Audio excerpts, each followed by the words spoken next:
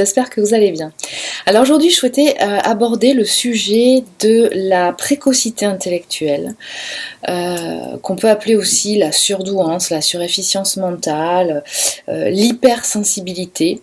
Ces individus aux caractéristiques spirituelles, donc de l'esprit, intellectuel, d'accord, mais pas que, qu'on nomme zèbres. Que certains, notamment une psychologue clinicienne et psychothérapeute spécialisée dans la précocité intellectuelle, a appelé les zèbres, ne sachant pas comment les nommer. Ces individus étant atypiques, avec des profils atypiques, et qui finalement ne sont pas reconnus puisque ne sont pas, alors ils représentent que 20% de la population, bien entendu dans ceux qui sont, on va dire, détectés, donc ça veut dire répertoriés dans des chiffres, d'accord, entre adultes et enfants détectés, on va dire, mais qui du coup développent effectivement des caractéristiques particulières, notamment au niveau du fonctionnement neuronal qui est différent des 80% restants de la population que nous pourrions appeler les normaux pensants. Donc pourquoi aborder ce sujet aujourd'hui? Parce que, bon, d'abord c'est un sujet que je connais personnellement, et puis ensuite effectivement je vois arriver en séance des gens qui ressentent finalement un mal-être dans leur vie, qui arrivent parce que ils sont dans une certaine souffrance, ou peut-être pas souffrance, mais en tout cas ressentant un espèce de déséquilibre dans leur vie, qui n'arrivent pas à comment dire, ils n'arrivent pas à trouver la solution, ils ne savent pas d'où ça vient. Et il arrive, c'est pas systématique bien entendu, il arrive que effectivement ces personnes qui ressentent ça s'avèrent être s'avèrent présenter les caractéristiques finalement de cette on va dire de cette hypersensibilité, de cette précocité intellectuelle, de cette surdouance. Et ça génère effectivement certaines souffrances, certaines incompréhensions, le fait qu'effectivement la personne, finalement, comme elle ne sait pas comment elle fonctionne, qui elle est finalement, s'avère continuer à suivre des schémas qu'on lui a imposés quelque part, mais qui, étant à 10 000 lieues de ce qu'elle est réellement finalement, finissent par la rendre malheureuse parce qu'elle n'est pas dans son authenticité, parce qu'elle ne se sent pas autorisée à être qui elle est réellement, d'accord? Donc le fait de commencer à avoir des informations, quand on est bien entendu dans ce cas-là, cette vidéo est dédiée aux personnes qui se sentent effectivement dans ce cas de figure-là, mais qui n'ont pas encore posé de mots, d'accord, qui n'ont pas encore posé on va dire, d'images concrètes, d'accord, sur ce qu'ils sont. Et donc cette vidéo, elle a un petit peu pour but de commencer à ouvrir des portes. Alors, ça n'est pas la solution miracle pour que tout aille bien et mieux dans votre vie, mais en tout cas, ça peut jouer le rôle de commencer un petit peu à réaliser un certain nombre de choses dans sa vie. Donc dans cette vidéo, je vais essayer de vous parler de façon détaillée, assez succincte, je l'espère, de quelles sont les caractéristiques finalement qu'on retrouve chez ces personnes-là, de façon, et puis vous donner aussi des lectures et des références littéraires pour que vous alliez, si vous le souhaitez, encore une fois, commencer à lire des ouvrages qui pourront vous confirmer effectivement ou pas que vous êtes dans ce profil. Et donc déjà ça pourra jouer le rôle d'une petite lumière qui arrive là et qui va vous aider à enclencher, d'accord, un pas vers un chemin qui est le vôtre, hein, d'accord, qui correspond à ce que quelque part, en acceptant, en accueillant qui vous êtes finalement, va vous permettre de comprendre et de voir de façon plus claire en fait le chemin qui vous correspond, sur lequel vous finalement il est bon que vous alliez, hein, ce pourquoi vous êtes fait, quoi, finalement. D'accord.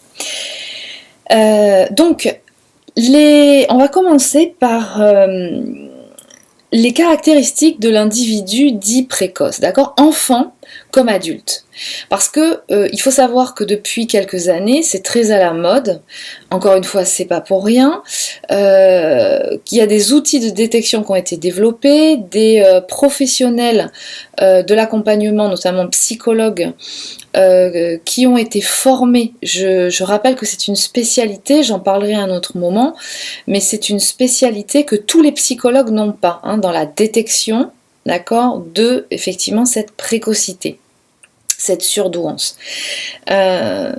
Donc en fait, depuis un certain temps, des outils de détection, comme les fameux tests, d'accord, ont été développés au niveau clinique, hein, c'est-à-dire qu'il y a des psychologues cliniciens qui sont penchés sur le sujet, qui ont compris que ces individus fonctionnaient différemment, qu'il y avait effectivement un mode de fonctionnement, une plasticité neuronale qui était complètement différente de chez le reste de la population, et qui se sont attelés finalement à développer des tests réglementés, donc qui sont uniques, hein, qui se différencient en fait en fonction de la tranche d'âge dans laquelle vous passez le test, hein, puisqu'il y a quand même entre l'enfance et l'état adulte un certain nombre de développements neuronaux qui sont complètement différents, pour pouvoir justement aider à la détection.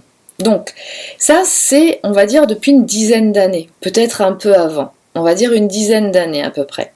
Mais auparavant, ces individus-là étaient déjà présents avec ces caractéristiques-là.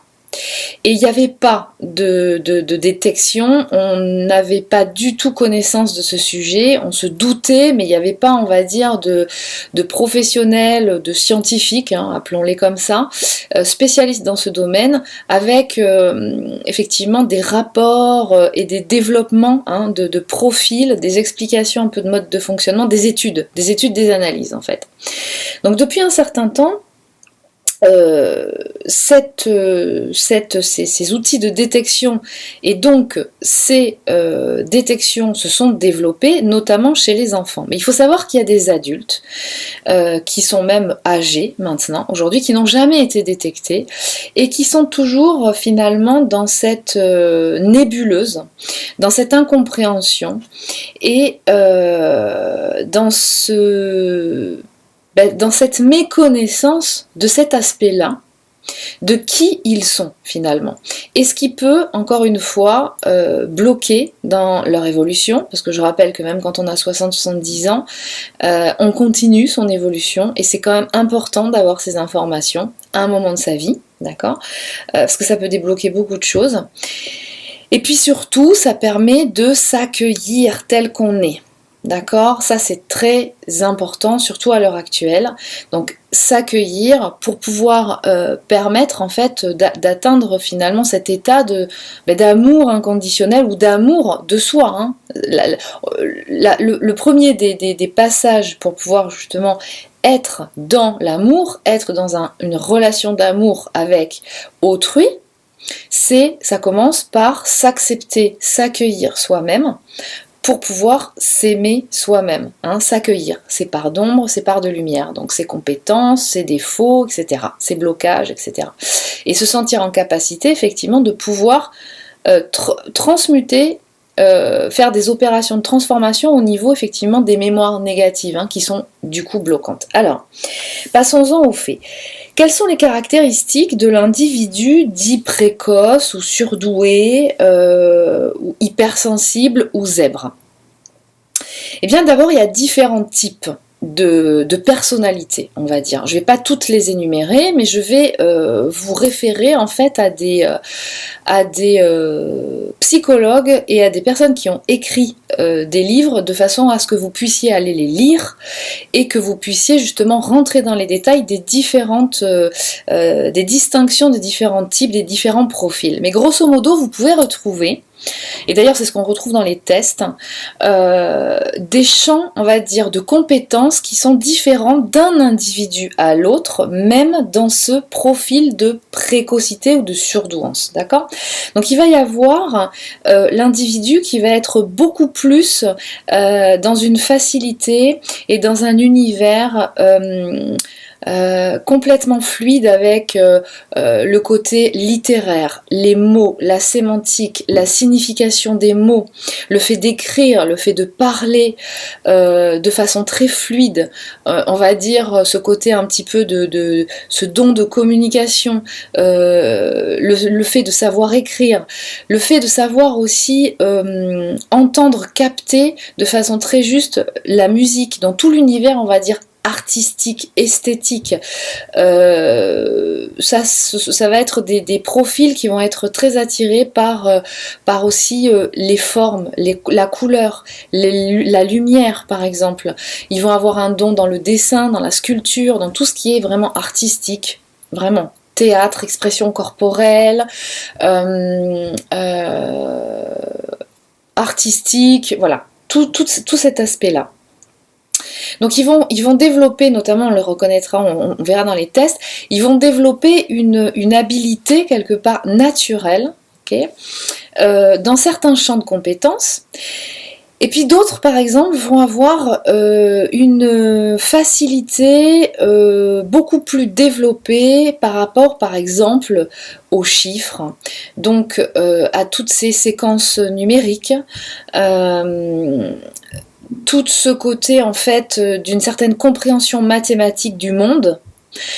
Et ça va donner des profils qui vont être peut-être moins dans le côté social, avec une difficulté peut-être de communiquer ou de rentrer en contact avec l'extérieur plus complexes, d'accord, qui vont être des profils qui vont être plus renfermés sur eux-mêmes,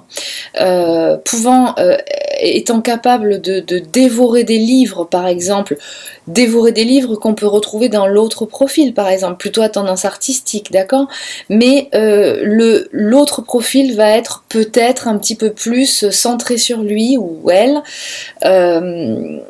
avec une capacité, par exemple, de développement informatique, d'intégration et de compréhension de systèmes informatiques, de pouvoir justement plutôt s'orienter dans des activités et plus tard dans des professions qui seront plus individuelles, hein, où on n'a pas besoin de travailler en équipe avec les autres parce que c'est très compliqué, c'est très le fait de rentrer en contact avec les autres est complexe et compliqué pour eux. Ils sont plus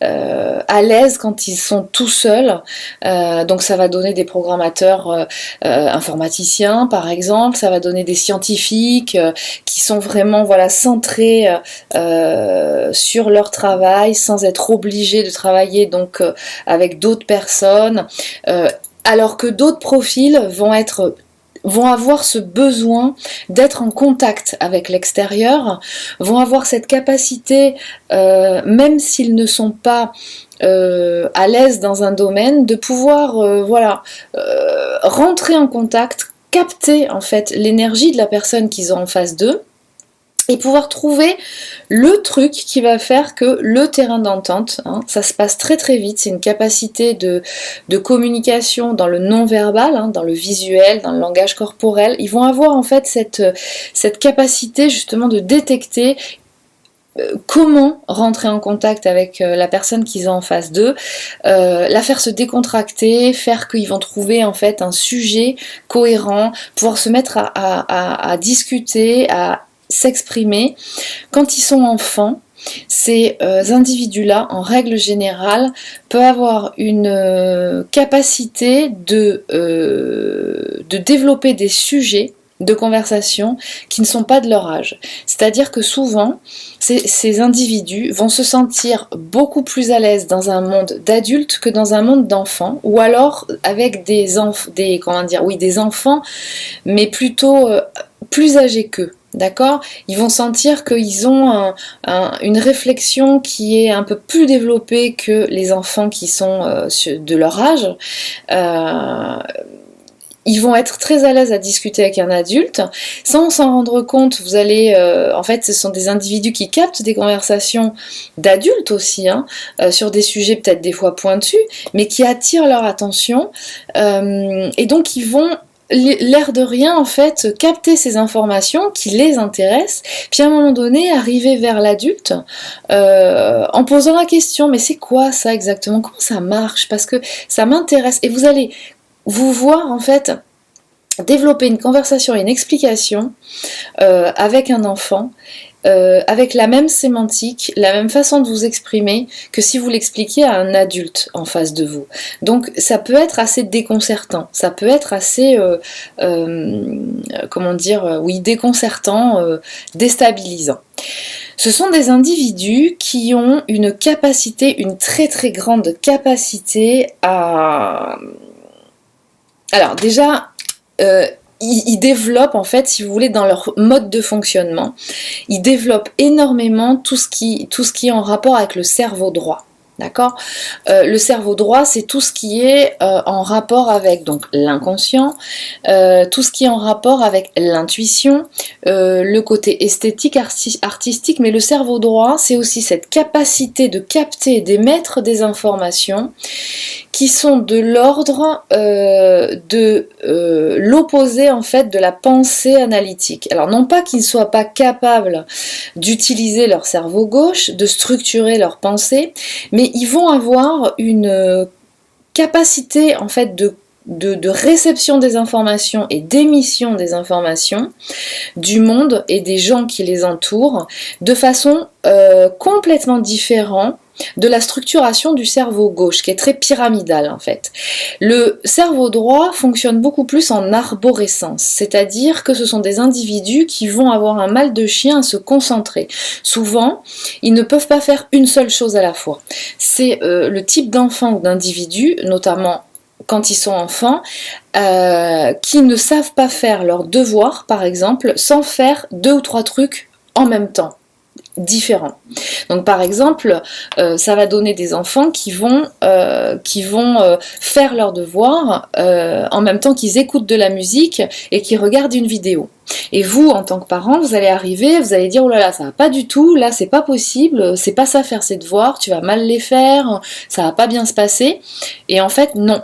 Si vous les obligez, ou si vous vous obligez à vous concentrer sur une seule chose, ça sera pas possible en fait, ça sera pas fluide. Donc ce sont des individus qui ont cette capacité à capter tout un tas d'informations au même niveau, au même plan. Ce qui va donner par exemple une difficulté notamment à structurer les informations.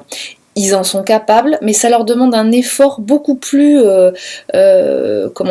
beaucoup plus grand que quelqu'un qui ne serait pas dans cette caractéristique-là.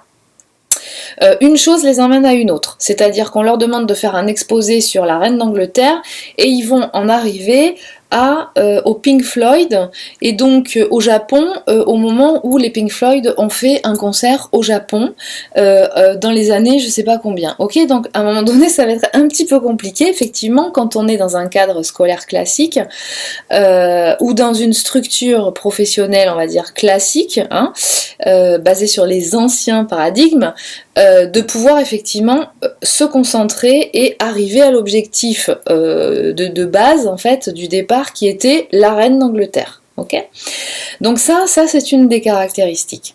Donc en clair, on ne peut pas les empêcher de fonctionner comme ça. Ça fait partie de leur mode de fonctionnement.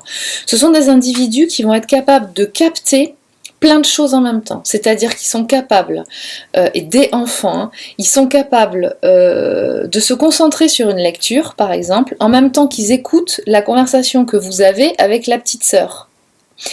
Et en même temps que la télé est allumée et envoie des informations.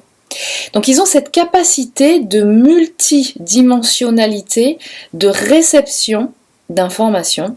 Donc ce qui génère effectivement beaucoup de fatigue au bout d'un certain temps, beaucoup de stress, ils sont très perméables au stress aussi, ce qui fait que ce sont des individus qui peuvent se fatiguer au niveau spirituel parce que cette intensité de réception et d'émission d'informations est très fatigante, même si c'est pas de l'ordre d'un acte physique, d'une dépense physique, mais on dépense de l'énergie, d'accord, par l'activité cérébrale.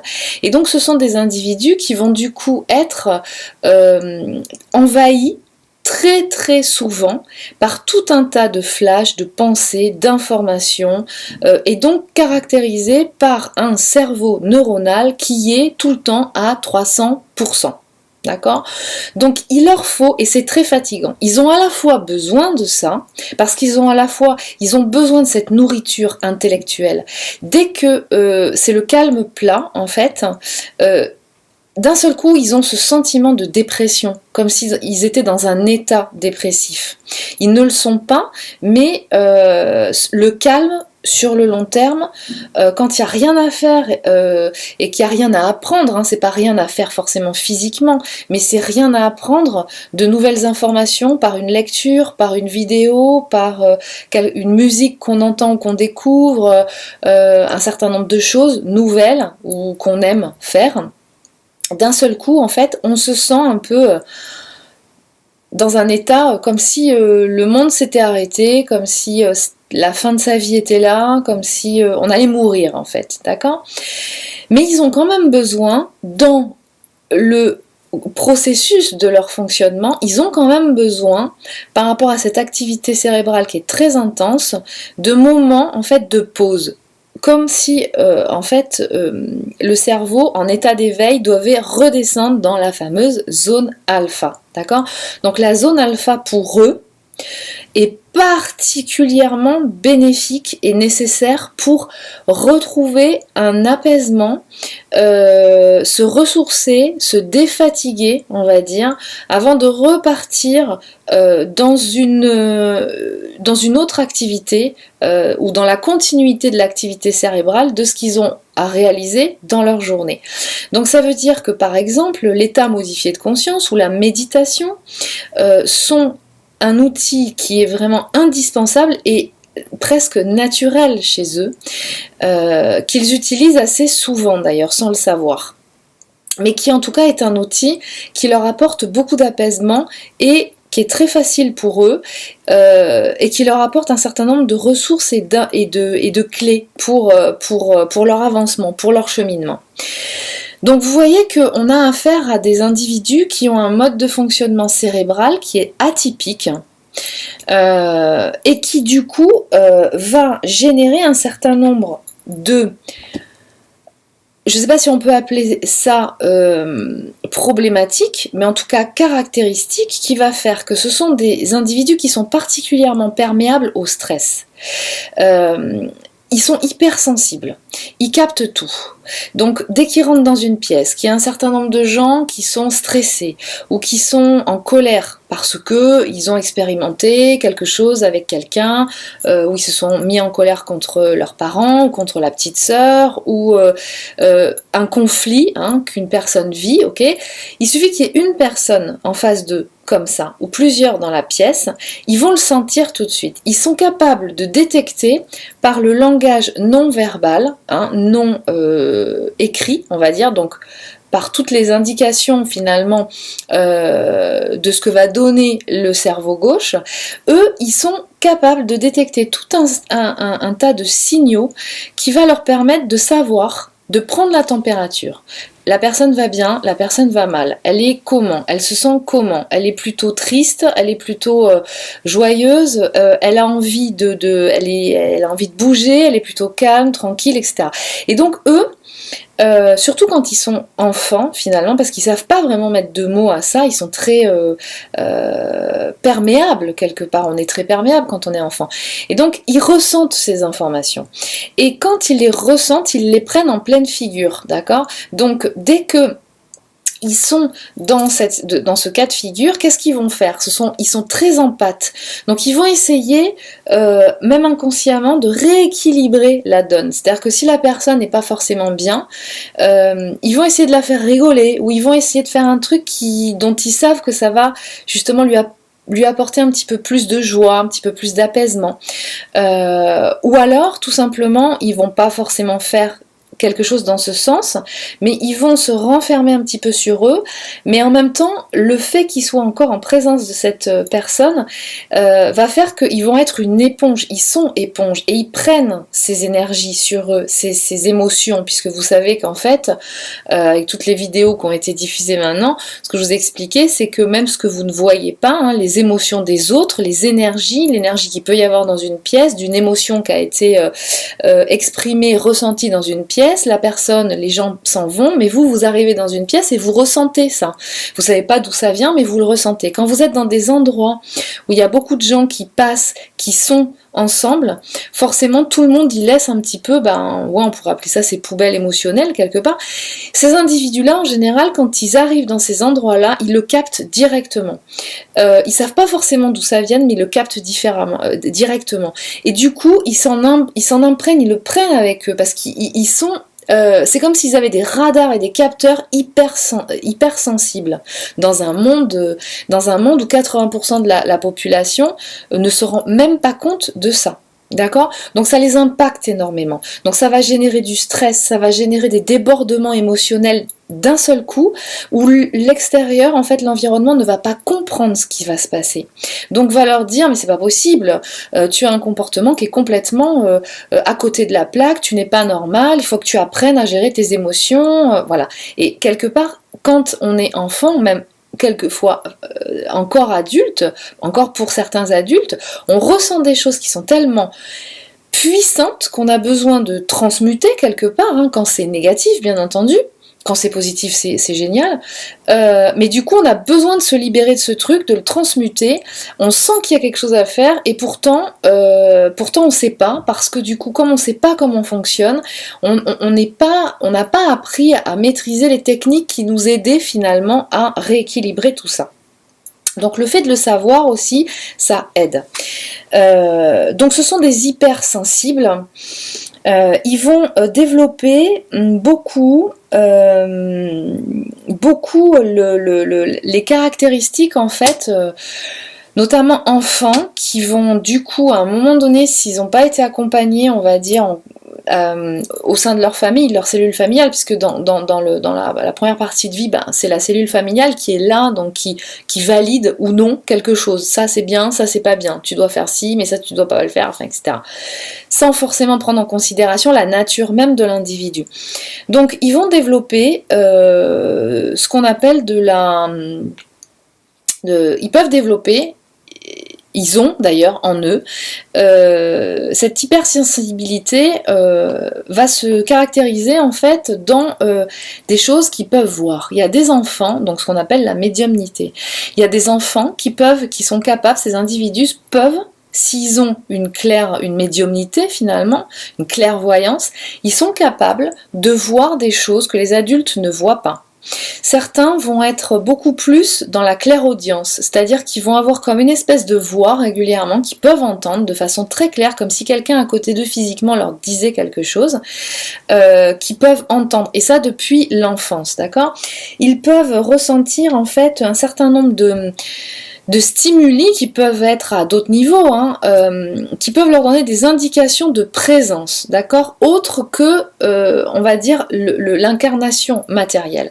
Ce qui fait que quand c'est le cas, c'est pas forcément le cas pour tout le monde, hein, pour tous ces individus-là, mais quand ça se passe, souvent ce qu'il y a, c'est que les adultes qui sont autour vont leur dire, mais qu'est-ce que tu racontes? C'est complètement hallucinant, ça n'existe pas, tu vois bien que là il n'y a personne.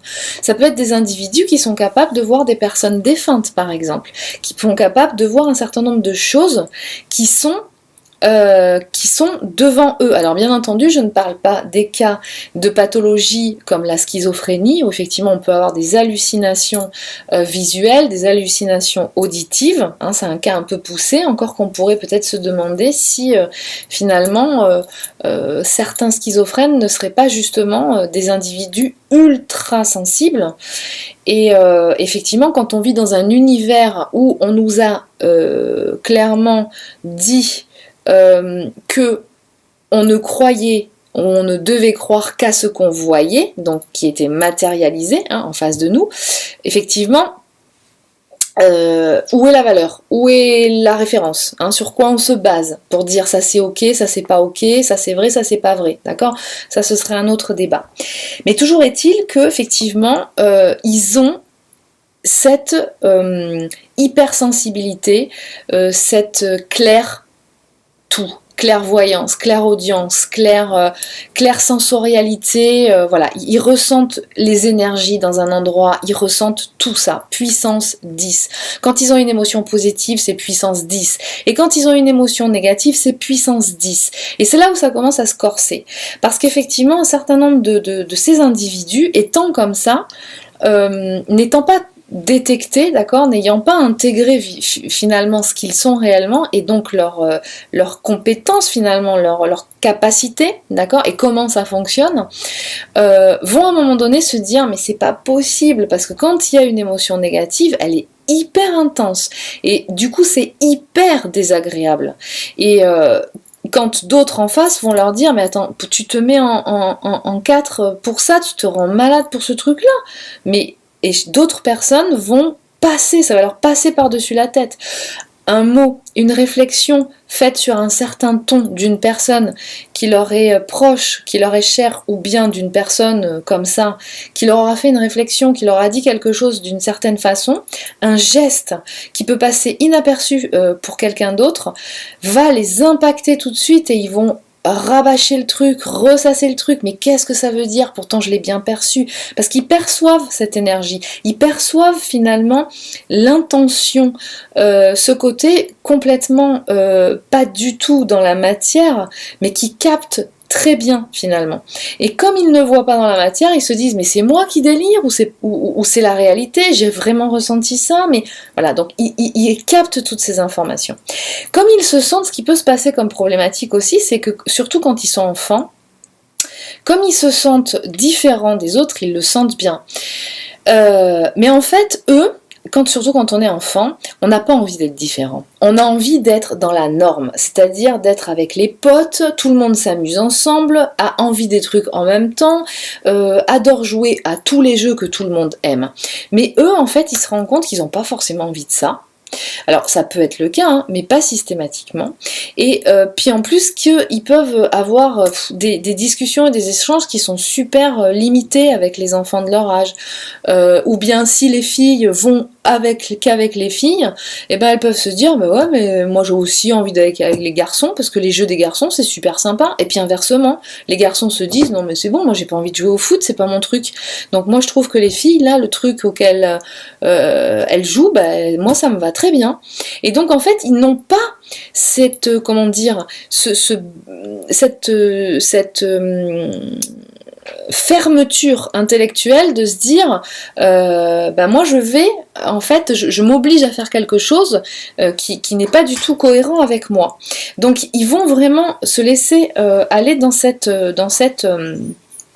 action-là. Simplement, ce qui peut se passer, c'est que, effectivement, la norme étant là, et dès qu'on ne fait pas les choses comme tout le monde, finalement, il y a toujours des copains et des copines, ça marche aussi dans la vie adulte, pour dire, ah non, ça, il faut pas le faire, c'est pas bien, non, tu ne dois pas faire ça, c'est pas comme ça. Donc toi, tu es une fille, donc tu restes avec nous, les filles, et tu joues au jeu des filles. Et puis toi, tu es un garçon, donc non, tu vas pas jouer à la dinette, ou à, je sais pas, ou à l'élastique, d'accord? Toi, tu vas jouer au foot. Parce que t'es un garçon, donc tu vas te rouler dans la terre, tu vas salir tous tes vêtements, tu vas exploser tes chaussures tous les 2 mois, parce que tu es un garçon, donc en fait il faut que tu te comportes comme tel, d'accord?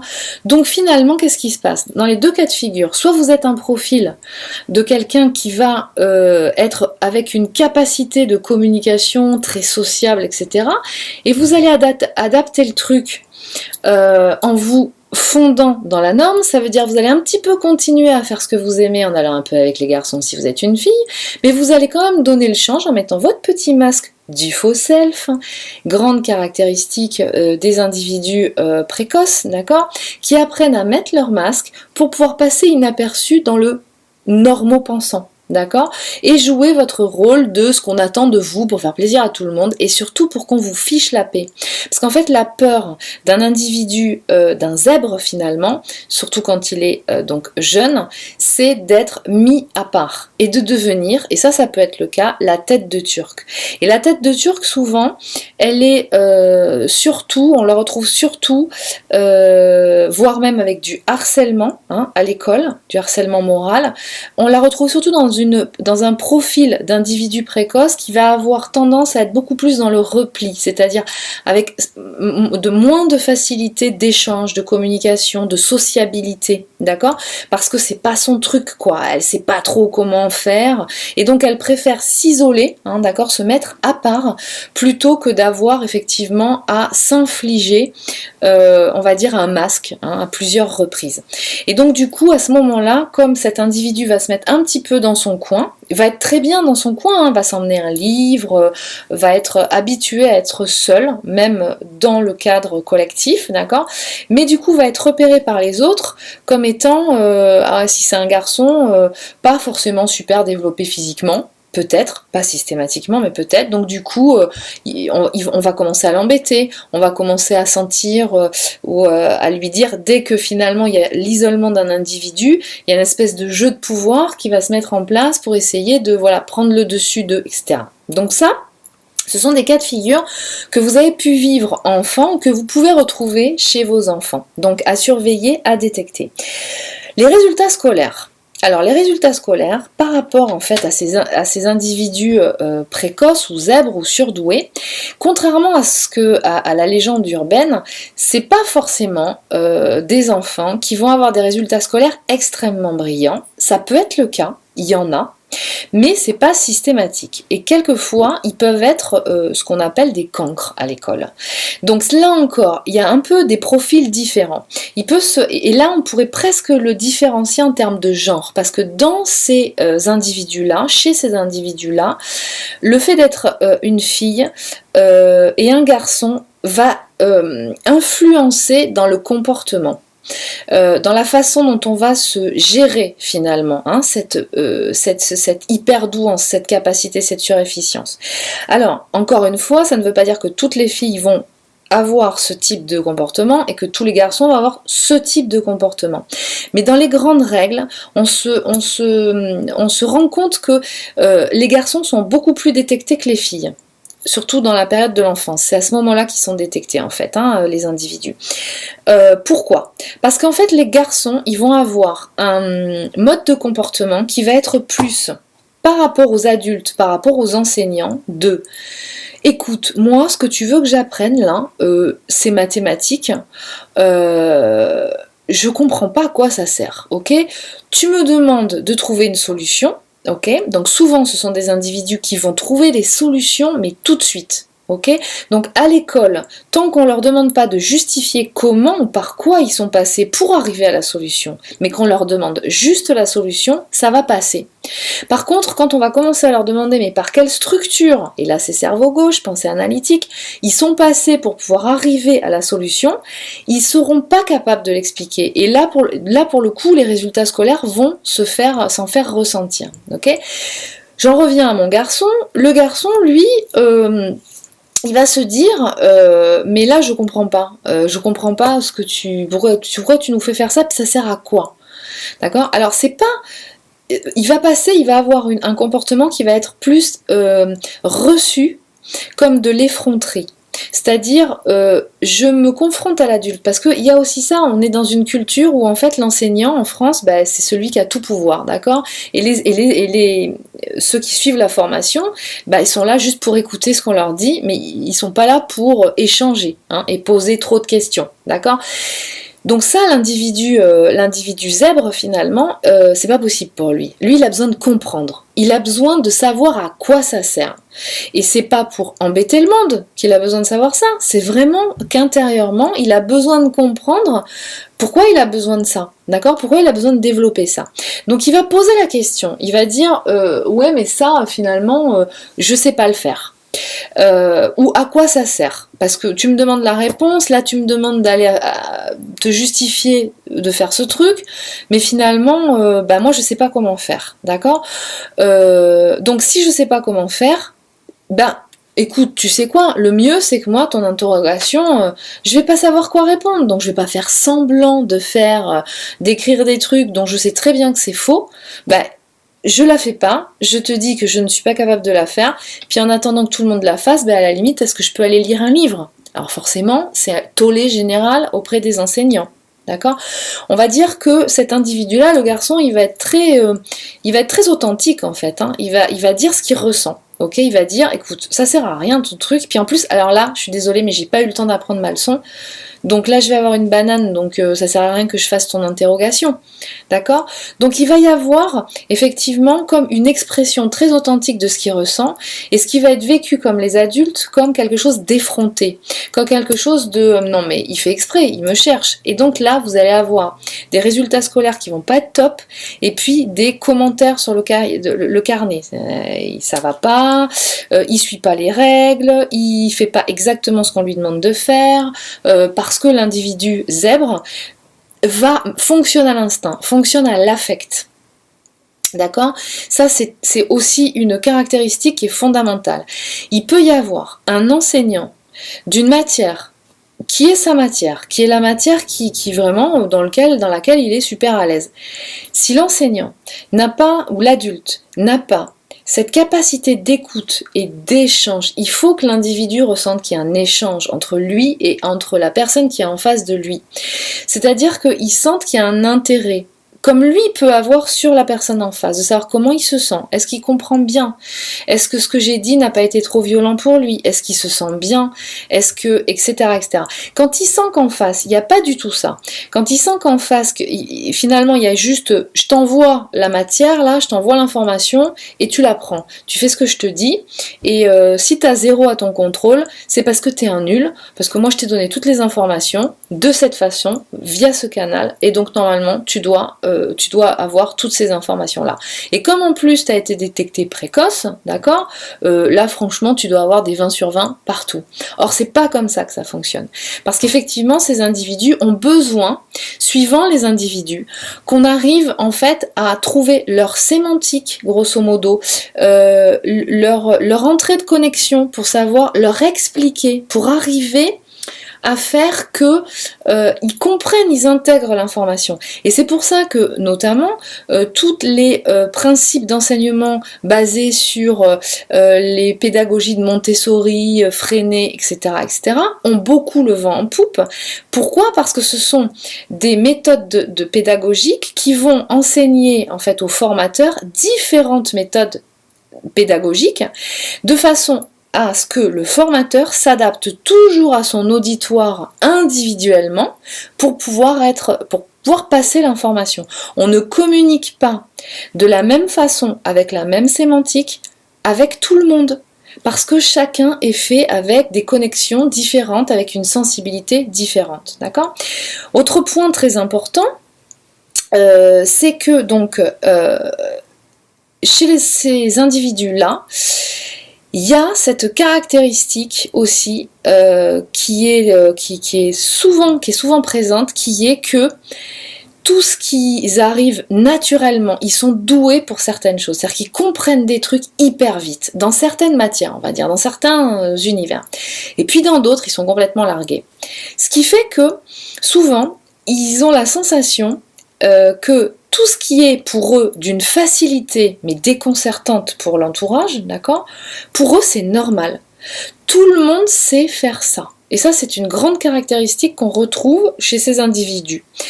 C'est-à-dire qu'en fait, pour eux, tout ce qui est, on va dire, d'un point de vue normal, enfin normatif, de 80% de ce que savent faire les gens, on va dire, est vraiment brillant et vraiment remarquable, on va dire.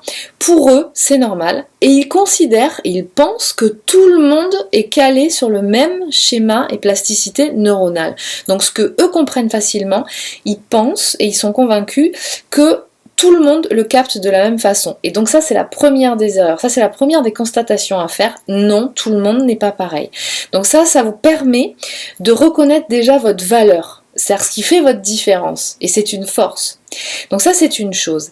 Et du coup, ce qui se passe, c'est que la partie où ils vont avoir un petit peu plus de difficultés, qui vont pas être vraiment leur truc, quoi. Hein.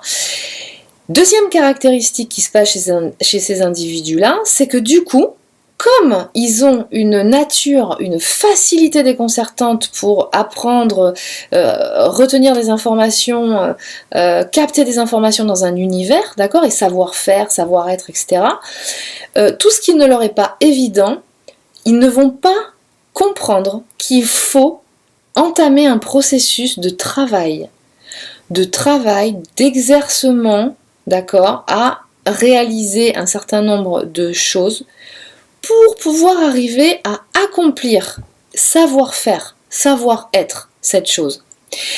Et ça, c'est très compliqué pour eux. Et c'est pour ça que souvent, on demande aux parents, et c'est important de détecter, c'est qu'en fait, l'accompagnement des enfants précoces, c'est aussi leur dire non, t'es capable de le faire. Parce que dans les matières dans lesquelles ils sont pas capables, eux, ils vont carrément dire non, mais ça, je sais pas le faire. Je suis incapable de le faire.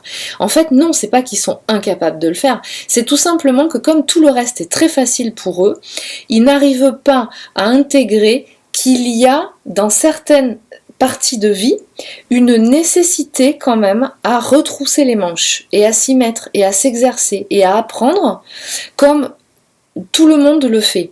Et ça, c'est une notion qui est très importante dans la précocité, parce que souvent, le fait de ne surfer que finalement sur la facilité de tout ce qui nous est facile, naturellement facile, ça ne nous apprend pas à développer cette capacité de travail, de labeur quelque part, mais dans le sens de, ben oui, pour arriver à faire quelque chose, hein, à savoir quelque chose, ou à savoir me servir de quelque chose, hein, ou d'un outil, ben faut que je m'exerce. Et au début, j'y arrive pas trop, je me casse la figure, mais c'est pas grave, je continue, personne n'est là pour me juger. Puis au bout d'un certain temps, à force de pratiquer, je vais arriver à maîtriser ce geste, cet outil, et donc finir par savoir faire quelque chose, d'accord? Donc ça, c'est aussi une grande caractéristique de ces individus à surveiller. Alors bien entendu, si l'individu est détecté le plus tôt possible dans l'enfance, du coup c'est un peu le rôle des parents de le coacher par rapport à ça, d'accord? Il y a quelque chose qui revient, qui est systématique, c'est le manque de confiance en soi.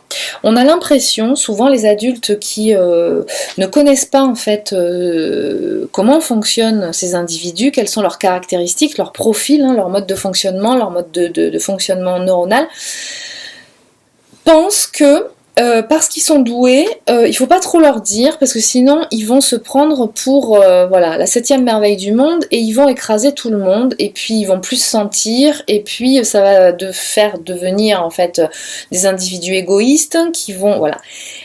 Les individus zèbres, justement, ont un manque cruel de confiance en eux. Et ça, c'est systématique.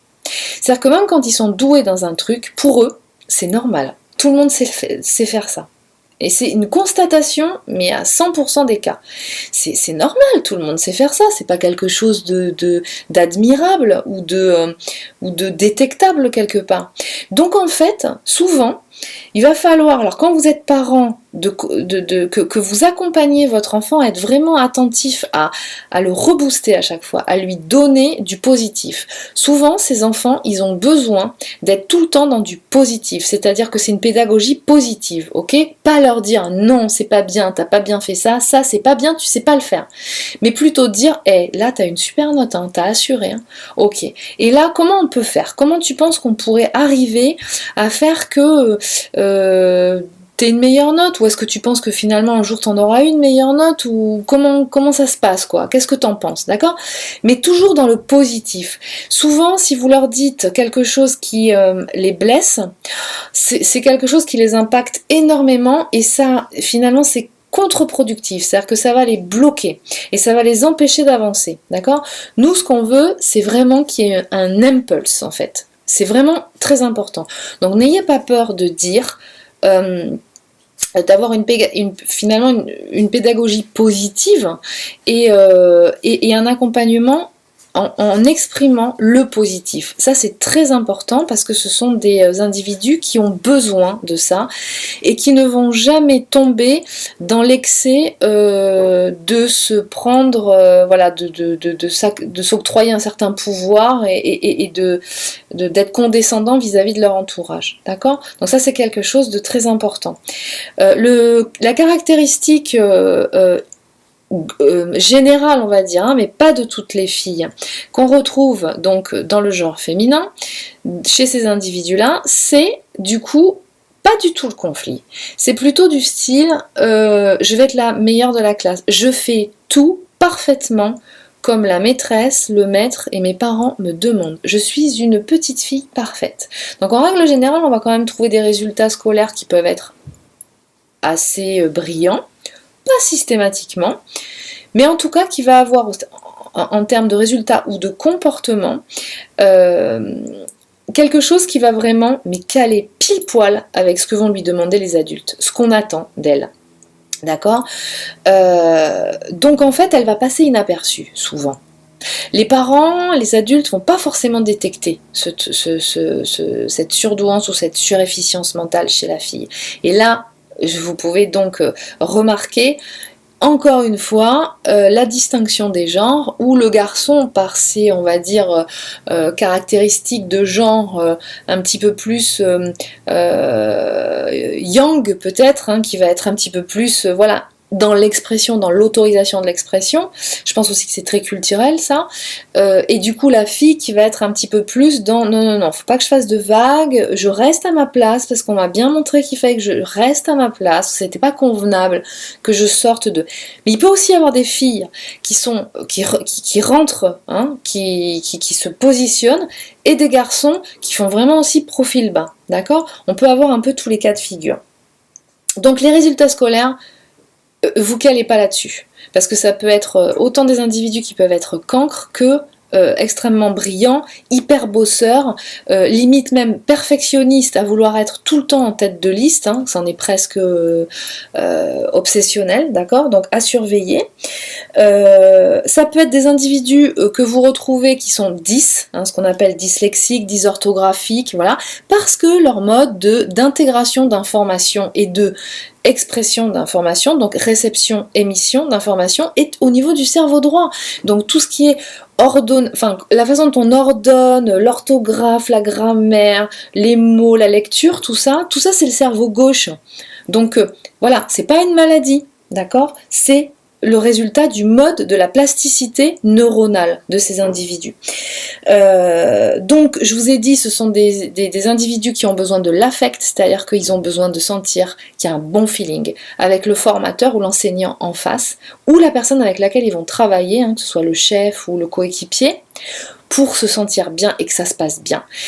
Malgré toutes leurs compétences, s'ils ont en face d'eux quelqu'un où ça le fait pas, il n'y a rien qui va sortir. Et on pourrait même s'imaginer qu'en fait, ils savent rien, ça leur coupe tous leurs moyens, en fait. D'accord? Donc, besoin de cette confiance, de cet affect, même si l'autre est différent, mais qui est vraiment une espèce de feeling, un échange, qui est quelque chose qui se passe, d'accord? Une écoute. Donc, caractéristiques du faux self aussi très développées, qui développent chez certains de ces individus leur capacité d'intégration dans l'univers normopensant, qui est une bouée de sauvetage comme une autre, hein, dans ce monde de brut. Imaginez que en fait, ces individus-là sont des êtres hypersensibles qui arrivent dans un monde de brut. Et là, c'est une bombe. D'accord? Donc, l'individu, naturellement, il va trouver les moyens qui peut pour justement se protéger au maximum, d'accord? Donc ce qui peut effectivement aussi chez certains individus générer une souffrance due à quoi? Ben, suivant s'il y a un isolement ou suivant s'il y a ce côté où effectivement il faut impérativement être comme tout le monde, et puis cette sollicitation non-stop en fait de cette hyper connectivité, donc ça peut être la souffrance due à la dépression, hein, par rapport à des harcèlements, ou quand il n'y a pas de harcèlement par rapport à un simili burn-out finalement, hein, hyper sollicité, à un moment donné, ils ont besoin de se retrouver au calme, tranquille. Donc quand vous êtes parent, un enfant, il ne sait pas retrouver tout seul cette sensation de calme plat, d'accord? Donc à vous de les accompagner. Quand vous êtes adulte, à vous de trouver effectivement les techniques qui vont vous faire retrouver ce calme-là de je débranche là, le fusible, ok? Parce que j'ai besoin de ça. Alors, je voulais vous parler aussi des tests. Il peut s'avérer que vous ayez besoin de faire des tests, à la fois pour vos enfants, si vous les détectez ou si vous les pressentez zèbres, intellectuellement précoces ou surdoués, et en tant qu'adulte aussi. Alors, les tests ne sont pas obligatoires, ok ? Par contre, il faut savoir que dans le cadre d'un suivi d'accompagnement d'enfants, si vous avez des soucis s'ils sont dans un cadre scolaire, on va dire classique, hein, il faut savoir qu'il y a automatiquement, quand il y a un test et un diagnostic d'un professionnel de santé, psychologue, psychologue spécialisé dans la précocité intellectuelle, va être déclenché obligatoirement au niveau de la structure scolaire quelque chose, un système d'accompagnement, d'accord, de votre enfant, ok. Mais en tout cas, ça peut permettre aussi aux enseignants d'avoir une preuve que effectivement votre enfant a un système de fonctionnement qui lui est propre et qui est peut-être un petit peu différent des autres. Ça ne veut pour autant pas dire qu'il va l'accueillir et qu'il va faire ce qu'il faut pour. Hein. Ça dépend vraiment des enseignants, ça dépend vraiment de leur capacité, de leur volonté et des moyens qu'ils ont aussi derrière pour pouvoir mettre en œuvre finalement cette prise en charge, on va dire, individuelle. D'accord ? Mais pour l'enfant, le fait de faire le test, ça peut lui apporter une preuve tangible de sa différence. Pourquoi ? Pour qu'il l'accepte. Pour qu'il se dise « Ah ouais, en fait, je suis pas nulle, quoi. Je suis pas nulle comme on me l'a dit, c'est pas parce que j'ai des mauvais résultats scolaires qu'en fait, je suis un cancre, quoi. » Ou s'il est mis de côté, parce qu'effectivement, c'est un premier de la classe, ben oui, il aura la confirmation visuelle chiffrée, d'accord, diagnostiquée quelque part de ce qu'il est. Et quelque part, ça peut être une aide. Parce que quelquefois, quand ils peuvent arriver dans des états dépressifs, où ils se sentent tellement, mais pas bien, parce que n'arrivant pas à être dans la norme et ne sachant pas pourquoi, quand ce test arrive finalement, il peut jouer le rôle de dire mais regarde, c'est normal que tu puisses pas rentrer dans la norme parce que tu n'es pas comme les autres, tu es différent, tu as un système une neuroplasticité différente, donc tu ne pourras jamais rentrer dans la norme. Vous ne pouvez pas, si vous apprenez à un poisson que pour son avenir et dans ses valeurs, qu'il est nécessaire qu'il sache monter à un arbre, mais il va être malheureux toute sa vie, le poisson. Parce que le poisson, il n'est pas destiné à monter à l'arbre. Le poisson est destiné à évoluer en milieu aquatique. D'accord ? Donc vous voyez la problématique auquel se trouve confronté l'individu et le jeune individu particulièrement. D'accord ? Donc le test, il peut avoir cet intérêt-là. Ensuite, chez les adultes, c'est un petit peu la même chose, c'est-à-dire que vous n'avez pas besoin de déclencher un process d'accompagnement parce que vous n'êtes plus en milieu scolaire. Par contre, ça peut apporter confirmation de ce que vous êtes réellement. Si vous avez été dans une famille où on vous a dit mais non, toi t'es pas, oh là là, mais non, toi t'es pas, tu peux pas être brillant parce que nous de toute façon on n'est pas brillant, puis nous tout ce qui est scolaire, c'est pas trop notre truc. Puis particulièrement si vous êtes une femme. Voilà, une femme, faut pas que ce soit trop intelligent quand même, hein. Faut vraiment attirer l'attention là-dessus. C'est-à-dire qu'il faut qu'elle soit intelligente, mais on lui demande pas d'avoir fait maths sup, maths spé. Pour élever des enfants, être dans un couple, assurer son couple, s'occuper de sa famille, et avoir accessoirement effectivement un métier à côté quand même pour rapporter du beurre dans les épinards de la composition familiale, on lui demande pas d'avoir 140 de QI, hein, ça sert à rien. Parce que sinon elle va réfléchir un petit peu trop, et puis c'est là où ça met le bazar, d'accord? Donc je fais une petite aparté rigolote, mais j'exagère à peine hein, dans certains cas. Moralité, ça peut vous permettre, même si vous êtes un homme, hein, de dire, ben ouais, ben voilà quoi, voilà, je sais qui je suis, d'accord? Alors après, il y a le fait de se préparer au test. Ça donne le trac. Choisissez un moment, c'est normal. Prenez du gelzémium en homéopathie, préparez-vous un petit peu à l'avance, d'accord? Prenez des choses qui vont vous relaxer, ok? Tout va bien se passer. Mais, à la limite, faites-le quand c'est pour vous et que vous êtes adulte, si vous avez envie de le faire, si vous ressentez de le faire. Bien entendu, il n'y a aucune obligation. Mais si vous ressentez de le faire, faites-le, mais sans rien dire à personne. Comme ça, vous n'aurez pas la pression extérieure de quelqu'un qui va vous dire « Alors, c'est quoi tes résultats? Alors, quand est-ce que tu vas le passer ?» qui va vous rajouter le trac, etc. Parce que ces individus, zèbres, sont tout le temps à se dire oh, dans le doute, mais je vais y arriver, mais je vais être à la hauteur, mais non, mais je me fais des idées, mais je suis pas comme ça, etc. Donc, plus vous allez mouliner, hein, et plus vous allez entretenir votre trac, et du coup, vous allez arriver sur le moment et vous allez perdre tous vos moyens. Donc, en fait, préparez-vous en mettant en place en fait un environnement, premier contact avec le psychologue spécialisé qui va vous faire passer le test déjà, en sentant comment il est, etc. Et ensuite programmant la date du test, si vous en avez envie, bien entendu. Et vous le dites à personne. Vous y allez, vous le dites à personne. Puis vous vous relaxez. Choisissez par contre, quand vous le faites, un moment de votre vie où vous êtes bien. Genre par exemple, voilà, moi peut-être choisissez le moment du printemps ou de l'été quand on est bien, c'est-à-dire que voilà, on se sent bien, on fait du sport, vous êtes en pleine capacité. C'est pas dans un moment où vous avez beaucoup de problèmes qui se présentent à la fois à régler, d'accord? Essayez de sentir que c'est un moment où voilà, vous êtes en pleine possession de équilibré, aligné, etc. Parce qu'il faut savoir que ce type de test peut varier en fonction de votre émotionnel. Hein. D'un jour à l'autre, si vous faisiez le même test à 3 jours de différence ou à une semaine, il y aurait peut-être 1 point d'écart de différence.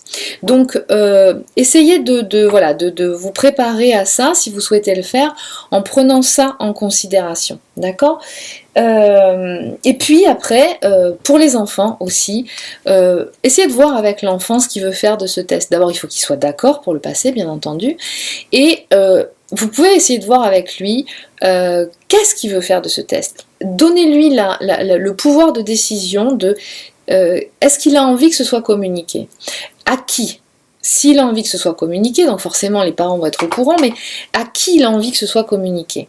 Parce que mine de rien, ce chiffre, ce rapport, il est important surtout pour vous, surtout pour l'individu. Mais il peut être justement, surtout pour les enfants, il peut être motif, encore une fois, de dire « Ah non, mais toi, t'es pas comme nous » et commencer un petit peu à isoler l'enfant, le considérer un petit peu. Et ça, les enfants, une fois qu'ils ont bâti un petit peu leur équilibre social, ça peut déséquilibrer un certain nombre de choses. Donc, quand vous le faites, pensez bien à ça, savoir... effectivement peut-être à l'enseignant, de le communiquer à l'enseignant, mais avec, dans une certaine mesure, d'essayer de voir s'il a envie que les autres enfants soient au courant, que ça reste secret, que ça reste discret. Essayez de, vous en tant que parent, quand vous accompagnez un enfant comme ça, de voir comment vous pouvez effectivement faire pour respecter ça, respecter ce qu'il a envie. Hein. Encore une fois, si vous sentez de faire ce test, en fait, eh bien, faites-le, c'est que vous avez besoin qu'il soit fait, mais c'est pour vous que vous le faites. Il est important pour l'individu, d'accord? Ça, c'est très... Ensuite, comment choisir? N'allez pas faire ce genre de test avec n'importe qui. Tous les pédopsies pour les enfants, donc, ne sont pas spécialisés en précocité intellectuelle. Même chose pour détecter des adultes. Donc, allez choisir un professionnel spécialisé en précocité intellectuelle.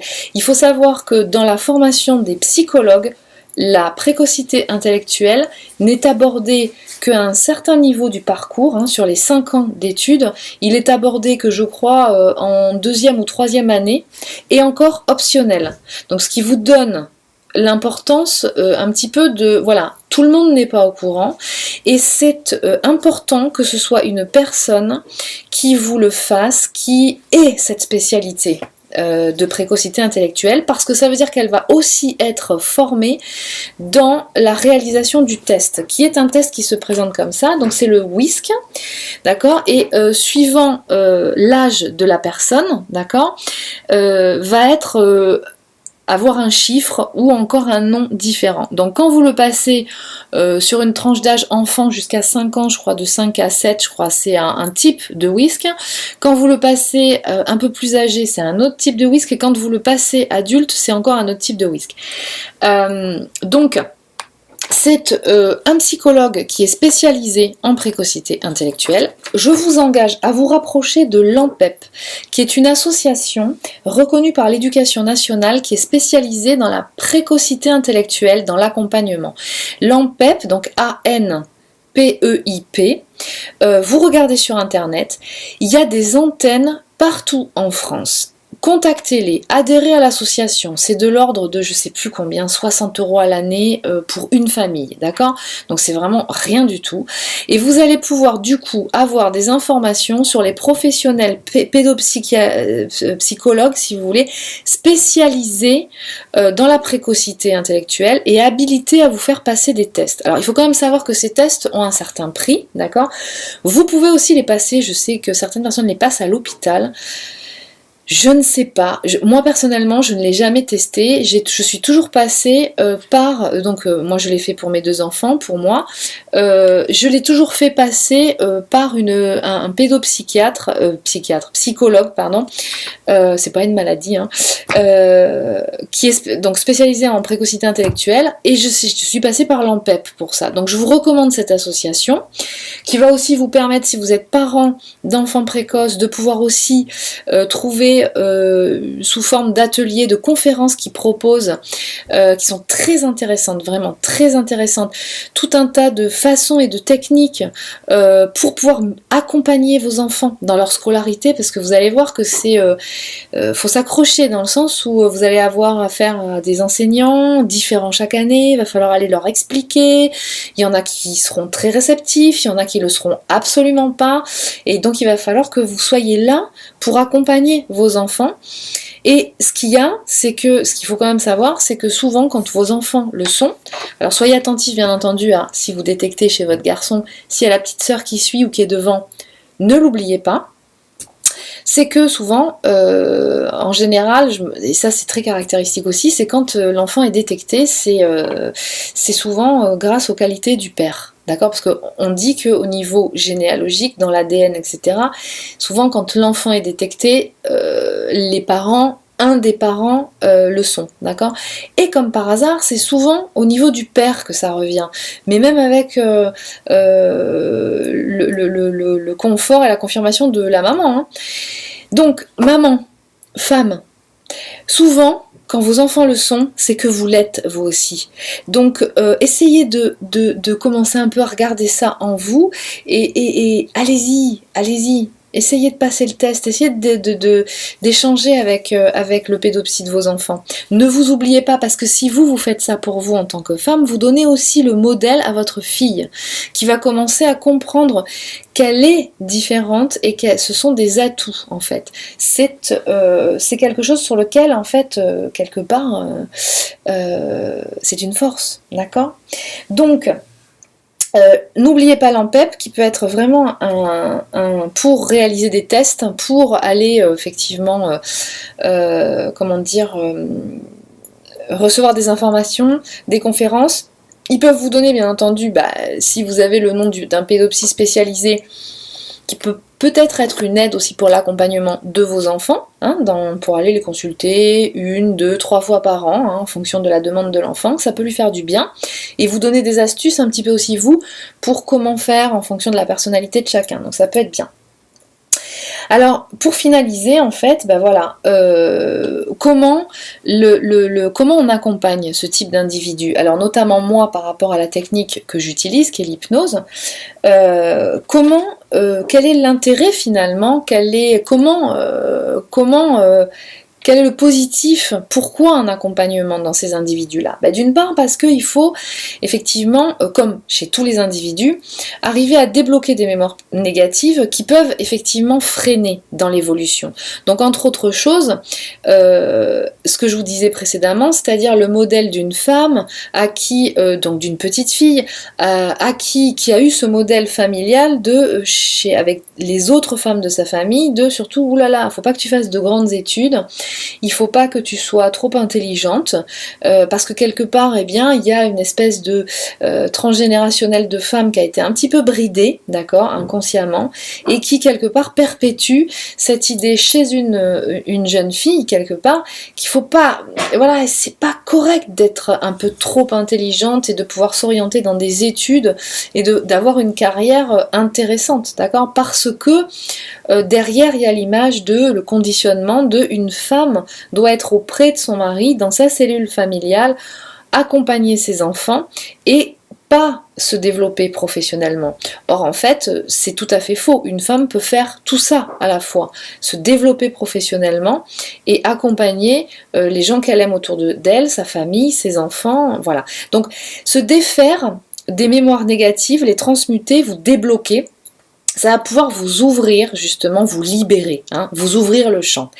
Et surtout, ce qui est aussi hyper important, c'est de révéler, de rebooster les mémoires positives. C'est toujours la même histoire, en fait, vous pouvez constater par vous-même.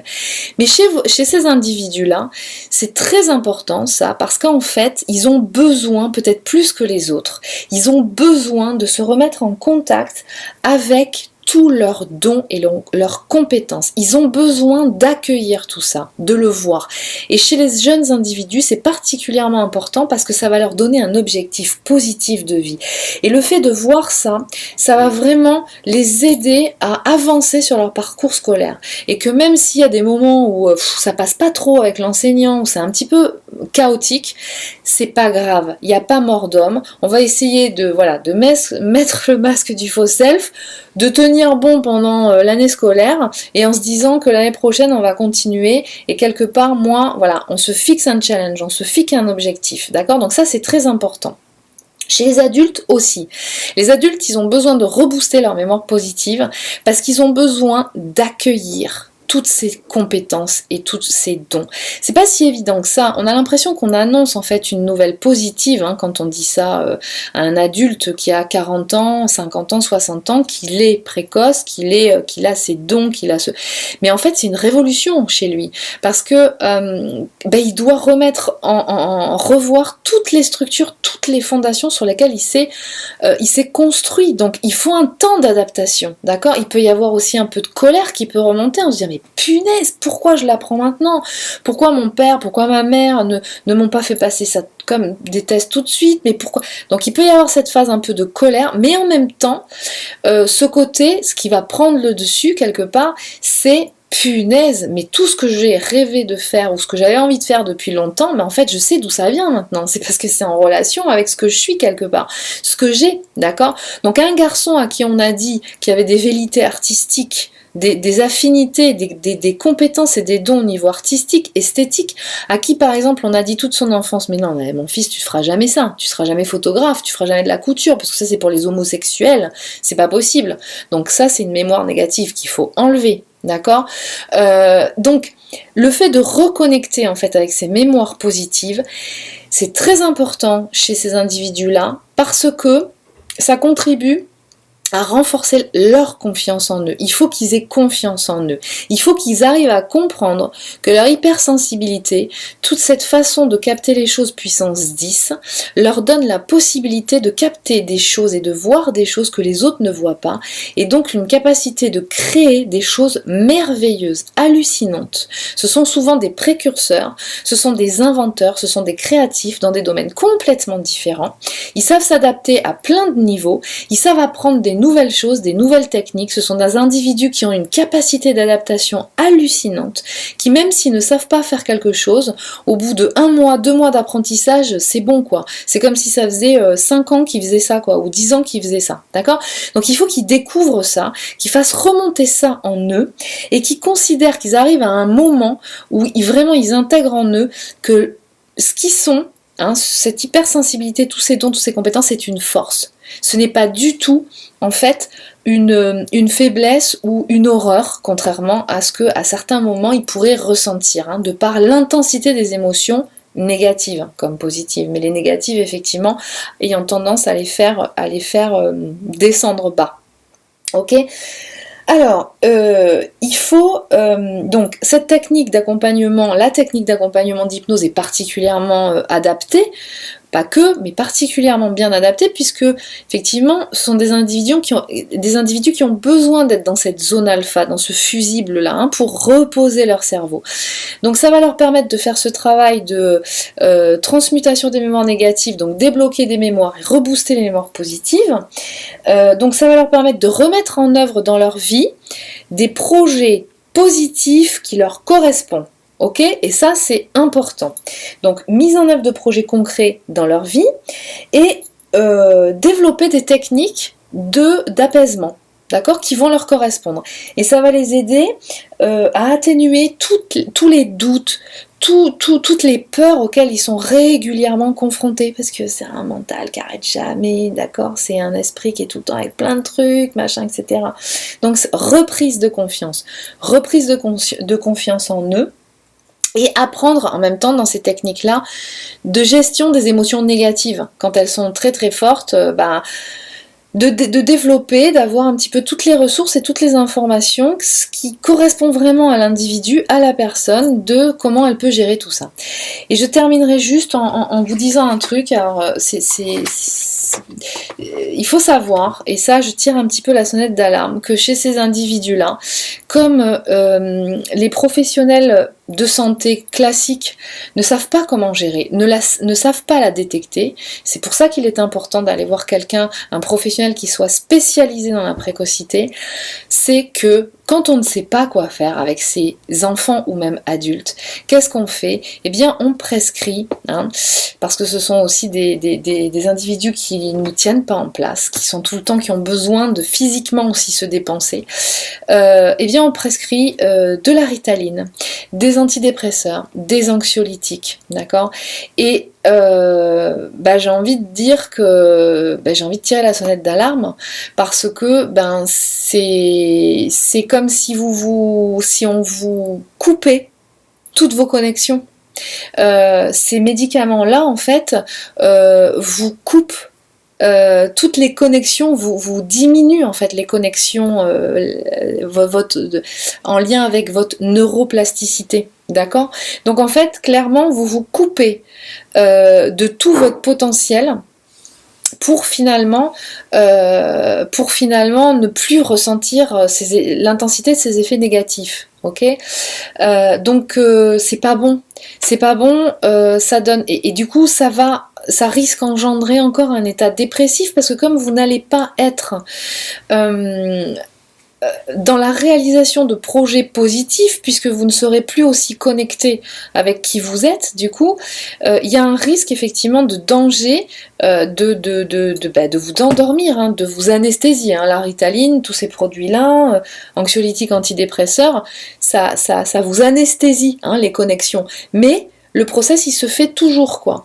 Donc, voilà. Il peut y avoir aussi une tendance chez ces individus-là à aller trouver des anxiolytiques naturels, donc qui vont être effectivement la consommation de cannabis, la consommation d'alcool, pas forcément addictive, mais ça peut être le cas. Certaines personnes qui sont addictes à ces substances-là peuvent, pas systématiquement, hein, mais peuvent aussi être des individus précoces qui ne savent pas gérer tout ça, toutes ces émotions, toute leur hypersensibilité, et qui malheureusement, effectivement, n'ont trouvé que ce moyen-là pour pouvoir atténuer tout ça. Donc, c'est vraiment dommage.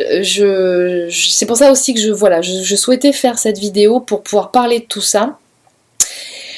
et de dire que voilà, si vous êtes dans ce cas-là, vous pouvez en vous révélant à vous-même finalement arriver à trouver le chemin qui va vous faire sortir petit à petit, qui va vous aider à trouver la lumière en fait, pour arriver à comprendre. Alors pour finir, je vais vous parler de différentes lectures qui sont très importantes à mon sens. Alors pour que vous puissiez justement confirmer avant d'aller passer des tests, parce que ça a un certain prix aussi, donc pour pouvoir confirmer que vous vous reconnaissez là-dedans. Alors il y en a plusieurs. La personne là, moi qui m'a fait découvrir ça, et qui est pour moi celle qui a un petit peu ouvert la brèche, qui a créé le nom de Zèbre, c'est Anne Sio-Fachin, donc qui est psychologue clinicienne, psychothérapeute. Elle est fondatrice des centres Cogito Z, d'accord, de Z de zèbre en fait.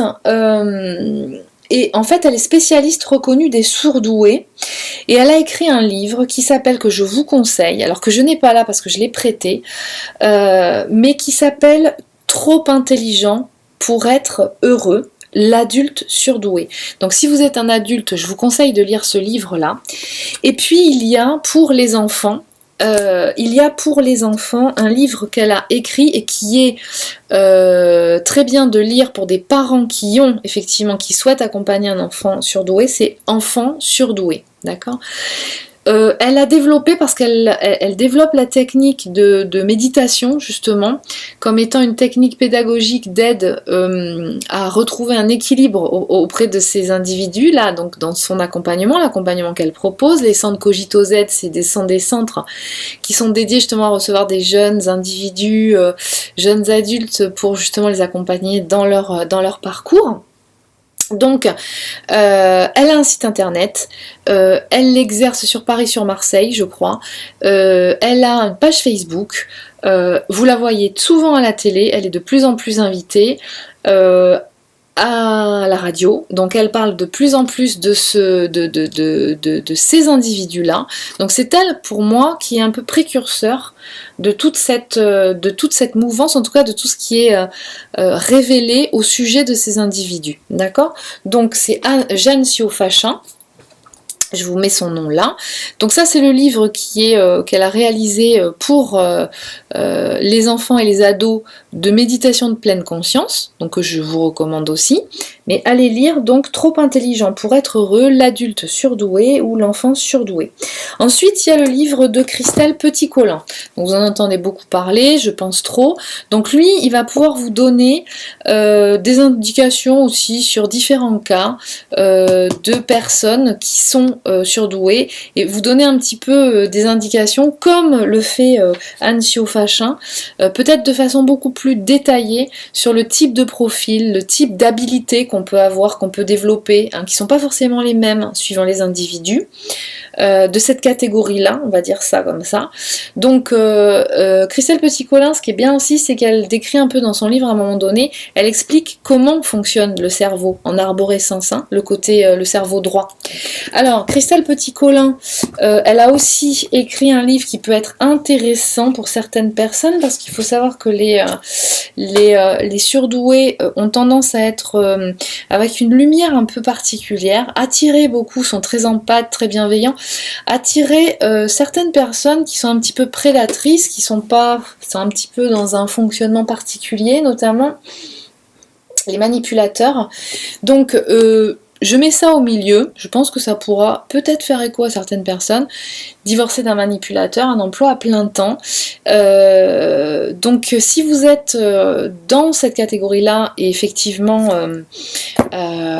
en proie ou dans une situation où avez été dans ce genre de relation, ça peut être un livre qui peut vous aider à comprendre le fonctionnement de l'autre et savoir un petit peu mieux vous en sortir. Et puis ensuite, je terminerai juste par ce livre qui peut être aussi intéressant pour vous, qui est préfacé par Jeanne Sio-Fachin, qui est un livre écrit par une jeune surdouée. Je suis un zèbre. Et ça peut aussi vous donner à certains un témoignage, donc unique forcément, de comment on vit quand on est comme ça, quand on a ce profil-là, et comment on vit son expérience avec les adultes qui nous entourent, avec les autres enfants, et comment on se sent vraiment un ovni. D'accord? Donc voilà. Je vous souhaite que cette vidéo vous aura apporté des informations supplémentaires, qui pourra ouvrir des champs. Encore une fois, c'est pas une thérapie, mais ça peut vous permettre de vous mettre sur la voie, de découvrir un certain nombre de choses et de révéler votre lumière et de reprendre finalement votre puissance, hein, de révéler votre force, qui vous êtes, parce que on est en plus en ce moment à une période, une évolution sociétale, économique, environnementale, comme je le dis souvent, et on a besoin de gens atypiques, on a besoin des zèbres. Voilà, donc révélez-vous. Voilà, il est important que vous révéliez et que vous ne vous anesthésiez plus.